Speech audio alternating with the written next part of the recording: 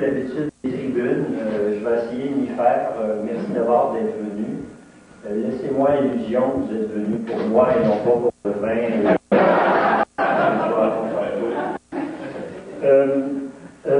Aussi, je veux commencer par des remerciements. Je pense que ça s'impose. À commencer par Bob Sexworth. Merci Bob, parce que c'est lui qui m'a convaincu de poser ma candidature. S'il n'avait pas été aussi efficace à me tordre un bras, je ne suis pas sûr que j'aurais accepté. Alors, merci. Et aussi, tous ceux qui ont écrit des lettres, effectivement, les fameuses lettres dont on parlait tantôt, les lettres d'appui de mes collègues, les lettres d'appui des étudiants et étudiantes. Nous, en histoire, les écrits restent. Ces lettres-là vont toujours rester à quelque part. C'est probablement ce qui va rester le plus précieux. Cela dit, c'est un prix qui fait beaucoup de bien. Je suis très content.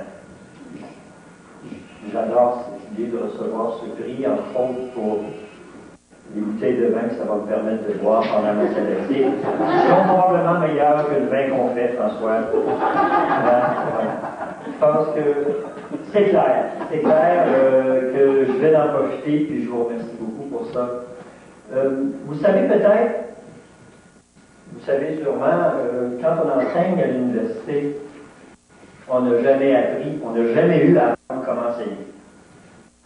On présume que parce qu'on est compétent dans un champ de connaissances, on sera automatiquement un bon professeur. Comme la plupart d'entre vous, donc jamais j'ai lu le cours de pédagogie. J'ai jamais lu à suivre le cours de pédagogie.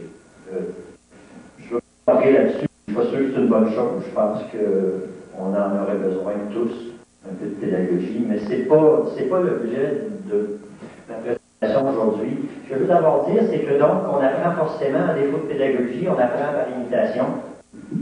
Pardon. On apprend par imitation, puis dans mon cas à moi, j'ai appris en regardant les professeurs qui m'ont enseigné. Tout bonnement, tout simplement.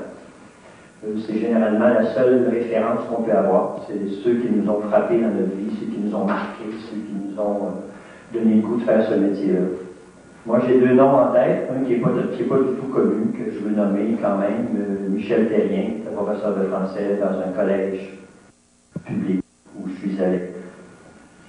Professeur hors pair de qui j'ai retiré plein de choses. Les étudiants que j'enseigne ne s'en rendent pas compte. Moi, je sais. Il y avait entre autres une expression que j'aimais toujours beaucoup quand il parlait d'un sujet difficile et souvent inintéressant, pour ne pas dire plate. Il parlait à ce moment-là de faire une recherche sur l'influence de l'écaille du poisson rouge sur l'architecture du Moyen-Âge. C'était une belle image pour moi, une image que certains d'entre vous, je vois des étudiants dans la classe, dans la salle, ont peut-être déjà entendu. Le deuxième est plus connu, c'est un historien, celui-là, c'est Michel Brunet. On a tous lu souvent l'histoire du Canada par les textes. Enfin, à l'époque, c'est un manuel. Brunet qui, les gens ne le savent peut-être pas, avait appris son métier à Saint-Henri dans une école primaire. Quartier défavorisé de Montréal. Le bonhomme, Michel Brunet, était de taille assez réduite. Il enseignait avec des gens qui devaient avoir doublé, triplé, quadruplé leur troisième année, qui devaient le dépasser de 2 pieds facilement. Et il avait développé donc une pédagogie très efficace, Michel Brunet. Et à quelque part, ce bonhomme-là m'a beaucoup marqué. Et j'ai retenu de ces deux personnes-là deux choses. La première, je pense qui est importante, c'est que l'humour est un instrument indispensable pour l'enseignement. Ça fait partie, il faut que ça fasse partie du métier, ça aide la matière à passer. Ça, je pense que j'ai retenu ça d'eux. J'ai compris ça d'eux, j'ai retiré ça d'eux, profondément, pour l'intérioriser. La deuxième, c'est que l'humour en tant que tel ne suffit pas, elle doit être accompagnée d'une terrible exigence face aux étudiants. Oui, probablement même pense à tous les étudiants à qui j'ai enseigné, j'ai l'impression que parfois ils m'ont trouvé sévère. J'en suis presque prêt à l'avouer. Je pense que c'est la seule façon d'enseigner. Je pense que c'est en s'arrangeant pour que la barre soit très haute. C'est plus fort que moi, c'est comme ça que je fonctionne, puis Ça veut dire que peut-être que si les étudiants et étudiantes avec qui j'enseignais avaient des choses à redire, ce serait entre autres probablement là-dessus. Et je suis conscient de ça, je l'avoue. Je suis prêt à vivre avec, cela dit. Par ailleurs, j'ai envie de dire que j'ai triché un petit peu en gagnant ce prix-là. Triché dans le sens où je pense que j'avais des éléments, peut-être d'autres dossiers n'avaient pas, qui sont indépendants de ma volonté jusqu'à un certain point. Je veux m'expliquer. J'ai triché, mais pas au point de refuser le prix, hein. Je le soyons clairs. Mais ce que je veux dire, c'est que j'ai triché dans le sens où j'enseigne dans un département où la pédagogie est à l'honneur.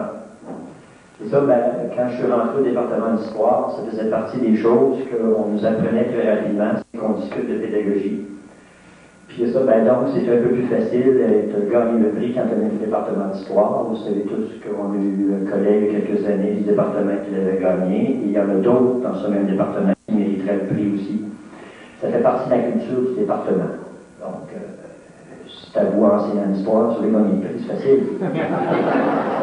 La deuxième chose, à quelque part, que j'ai envie de dire, c'est que je suis chanceux dans un autre côté, c'est-à-dire que j'ai la chance de vivre avec une compagne de vie qui est une compétence pédagogique hors pair. Je vais parler de Micheline Tremblay. Combien de fois on a eu la chance de discuter, parce que la pédagogie la préoccupe, de discuter de grilles de correction, de stratégies pédagogiques, de façon de s'y prendre pour donner un cours, d'exigence, de copies à évaluer. J'ai pu profiter pendant les années où on vit ensemble, depuis qu'on vit ensemble, de ses commentaires, de ses suggestions. Et ça, de ce sens-là, je me sens privilégié. D'ailleurs, Micheline, je te dis ce prix-là. Merci beaucoup. Ça, je tenais à dire donc qu'à quelque part, j'ai triché. Cela dit, je veux continuer, par exemple, sur un autre plan, je veux arriver à mon sujet. C'est le fait que j'ai l'impression que comment je dirais ça? Je suis pas sûr de mériter ce prix dans la mesure s'il faut pour mériter ce prix n'avoir trop fait. Je n'ai pas trop fait. J'ai pas l'impression d'en avoir fait plus que ce qui est demandé. J'ai la conviction plutôt que j'ai fait seulement ce qui était demandé. Mais en même temps, je vais vous avouer quelque chose, puis il y a des collègues d'ailleurs sur les tables où j'enseigne qui le savent, ça m'est pénible, bien enseigné. Ça paraît drôle à dire, c'est difficile. Je pense qu'il ne faut pas se le cacher. À combien de collègues que je rencontre, je compte les semaines avec eux, il en reste 4, il en reste 3, il en reste 2. Il y en a plusieurs collègues sur mon étage qui sont témoins de ça. C'est pas paradoxal à quelque part, c'est que c'est difficile d'enseigner, c'est lourd d'enseigner, c'est pesant, ça tue. C'est d'ailleurs ce que mon médecin me dit. C'est-à-dire qu'à quelque part, c'est sûrement la passion qu'il y a dans ça, là, mais ça m'est pénible. J'ai bien hâte que la session soit finie à chaque année. J'ai hâte d'avoir des nuits de sommeil plus reposantes. J'ai hâte d'avoir des soirées où je ne m'inquiéterai pas des corrections que j'ai à faire, où je ne m'inquiéterai pas des cours que j'ai à donner le lendemain matin. Ça paraît drôle à dire, c'est pas parce qu'on gagne ce prix-là que c'est facile l'enseignement. Moi, ça l'est pas. C'est un effort. C'est à chaque fois lire ses notes de cours, les apprendre par cœur, pour pas trop lire ses notes. C'est un exercice difficile. Puis je me suis posé la question, comment se fait-il que ça me paraissait difficile, en tout cas que ça ne venait pas aussi spontanément qu'on pourrait le penser. Puis je me suis rendu compte qu'il y a plusieurs facteurs qui expliquent ça. Le premier facteur, je pense que c'est un métier, dans le fond, solitaire. C'est un métier épouvantablement solitaire, fait de gestes isolés, privés. Quand on fait bien ce métier-là, ça paraît pas, ou trop peu souvent. Sauf exceptionnellement quand on met un prix comme ça. Puis quand on le fait moyen, ça paraît pas plus. Pourquoi se forcer? C'est aussi un métier, dans le fond, où c'est fait beaucoup de gratuité. De choses qu'on fait sans jamais que ça revienne, puis on ne le fait pas pour que ça revienne. Je sais pas, moi, j'ai peut-être eu la chance de donner des cours à, je sais pas, je ne les ai pas comptés, 1000, 2000 étudiants dans ces coins-là. S'il y en a 10 qui m'ont dit plus tard, je ne parle pas à la fin du cours, je parle dans 200, 300 plus tard, merci, j'ai bien aimé ton cours, c'est beau. 10 sur 1000, 2000. Et c'est normal. Je ne me souviens pas d'avoir dit à Michel Brunet ou à Michel Terrien, j'ai aimé ton cours, j'ai adoré ça, je vais le prendre. Je ne l'ai pas plus fait, moi. Il ne faut pas demander aux étudiants qu'à chaque fois qu'ils nous rencontrent sur le coin de la rue, qu'ils nous disent hey, j'ai aimé ton cours. C'est pas ça l'enseignement. Sauf que c'est un métier de merde. C'est bête, mais c'est comme ça. C'est un métier de merde aussi parce que, et je pense que, à quelque part, les mécanismes pour encourager à bien faire ce métier-là sont insuffisants. Je pense qu'il faudrait réfléchir sur la façon de mieux encadrer, de mieux valoriser l'enseignement à l'université, puis ça fait partie de problèmes structurels. C'est au-delà des volontés des individus. Je veux donner quelques exemples là-dessus. C'est par exemple, je serais appelé à aller surveiller un examen d'ici peu. Je ferai mon chien de garde méchant pendant 3 heures de temps. Je pense que l'énergie serait mieux utilisée si on demandait à tous d'aller faire un tour dans chacun de nos examens, passer une demi-heure avec les étudiants pour voir si ça va bien avec les questions. Moi, je le fais, mais en plus de 3 heures. Et je pense qu'il y aurait une réflexion à faire à ce niveau-là. Il y a plein de petits exemples comme ça. Je vais en donner d'autres au hasard qui me viennent à l'esprit. Est-ce que c'est plus rentable pour moi de publier mes recherches que de renouveler mon cours ou de monter un cours nouveau? La question ne se pose même pas. C'est beaucoup plus rentable, en tout cas, publier dans des revues arbitrées, que je persiste à croire qu'à peine 10 de mes collègues vont vraiment lire et comprendre. Mais ça, c'est plus rentable que de monter un cours nouveau. Pourquoi ce ne serait pas plus simple de redonner exactement le même cours l'année suivante? Qui c'est qui va s'en rendre compte? Moi, je fais. Personne d'autre. C'est ça que je veux dire par c'est un métier de merde, c'est un métier où on est isolé, c'est un métier fait de gratuité. Si ma classe est de 100 étudiants, tant mieux. Je pense que ça va être, c'est rentable, sauf qu'on le sait bien. Moi, j'ai déjà donné quelques années un cours à 60 quelques étudiants. C'est le maximum, à mon avis. C'est le maximum. Si on veut connaître le nom de chacun de nos étudiants et étudiantes, si on veut les suivre individuellement, ça me paraît un maximum. Mais si on pouvait m'en mettre 100 dans ma classe, il y en a qui seraient contents. Puis je suis pas sûr que c'est la bonne façon. C'est de la même façon quand on note les copies. C'est ma hantise de noter les copies. C'est la hantise parce que quelque part, la solution de facilité, c'est de donner 80 à tout le monde est content, tout le monde est heureux, personne ne se plaint, et moi j'ai terminé, j'ai pas besoin d'annoter, ça prend 10 minutes, et c'est terminé. Qu'est-ce que ça me donne, moi, de passer un an sur une copie? Qu'est-ce que ça me donne? C'est la seule façon, des fois, de donner 45, par exemple, de donner 52 ou 65. Il mérite bien ça, quelque part, mais il n'y a rien qui m'amène nécessairement à faire ça spontanément. Il n'y a rien qui nous incite à nous dépasser dans ce sens-là. Et je donnerai un autre exemple. L'exemple, par exemple, si j'ai allé à un congrès pendant la session, c'est quelque chose d'acceptable et d'accepté. Moi, j'ai l'air savant, mais les étudiants n'ont pas mon cours pendant ce temps-là. Et moi, je me dis, c'est peut-être un peu facile d'annuler les cours. Ça m'apparaît trop facile. Je ne dis pas d'annuler les cours quand on est malade, et j'ai été malade récemment, et j'ai dû d'ailleurs même annuler une présentation en accord. J'étais vraiment malade, comme jamais je l'avais été. Mais je me dis, je ne suis pas sûr qu'on prend vraiment suffisamment au sérieux l'enseignement dans ce sens-là. Parce que c'est toujours l'espèce de défi constant entre notre recherche, nos publications et l'enseignement, puis ça m'apparaît bien souvent contradictoire, et on est prêt avec ça. Puis moi, j'ai l'impression, puis je vais terminer là-dessus, je serai assez bref, c'est que je pense qu'on manque d'imagination. Je veux dire par là, on manque d'imagination, on n'a pas suffisamment réfléchi encore comment évaluer les cours, comment valoriser l'enseignement. Si on mettait l'énergie à réfléchir sur ça, qu'évaluer les textes arbitrés, aller finir les différents types de textes arbitrés, je Je pense que ça fait longtemps qu'on aurait des solutions. Je pense que collectivement, on a à assumer cette responsabilité-là.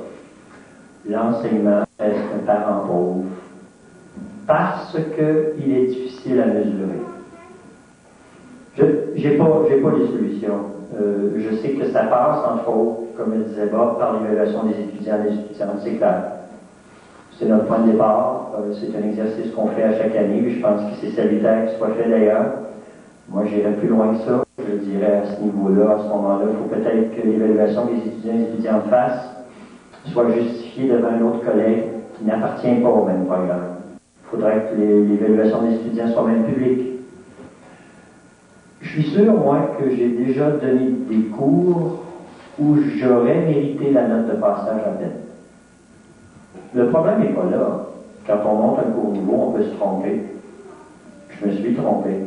Mais c'est quand on le donne la deuxième fois, où là, ça devrait commencer à compter. Quand on donne la deuxième fois un cours, où là, il me semble que c'est là où on devrait être capable de mesurer, où on devrait tenter de mesurer l'apprentissage et l'amélioration du cours.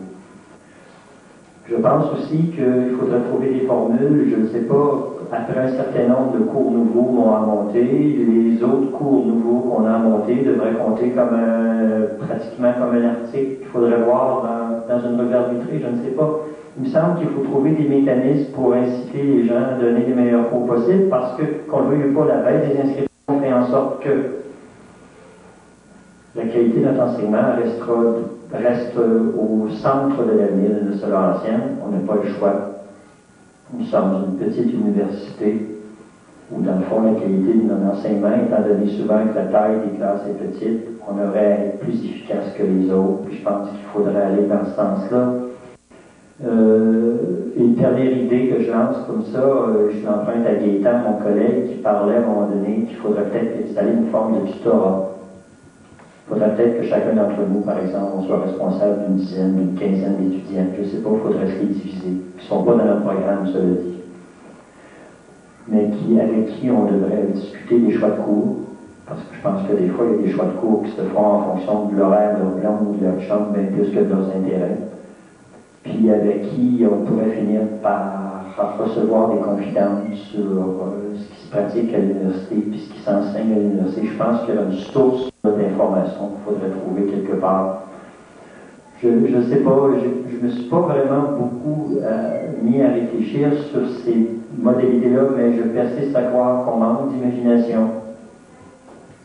Puis que c'est pas pour rien qu'on manque d'imagination, c'est des questions qu'on ne peut pas attaquer de front. Je pense qu'il n'y a pas de honte à avoir des difficultés dans son enseignement. Il faudrait peut-être qu'on en débatte un peu plus. Mais cela dit, je termine là-dessus. Je pense que les gens ont soif, moi le premier d'ailleurs. Merci beaucoup d'être venus.